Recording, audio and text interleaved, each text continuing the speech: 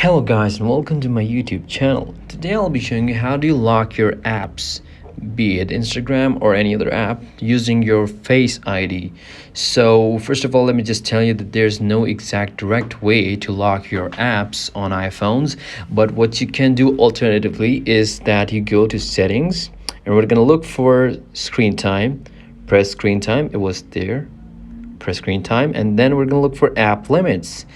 Press app limits, and we're gonna add a new limit here because I already have set up a few. I'm gonna show you how to do it again. Press add limit. I'm gonna choose my entertainment section and I'm gonna use my Spotify. Press next, add 1 minute for tutorial purposes, and press add. Now you can just go back all the way, and now you see that Spotify, even my Facebook, is locked. If you press Spotify, it says you've reached your limit on Spotify. So if I press OK, it's gonna go back to my home screen. And now if you want to log back in to my Spotify, we're gonna press this ignore limit button, which is below OK. Press that, and then we're gonna use one of these options. Now I'll just choose any.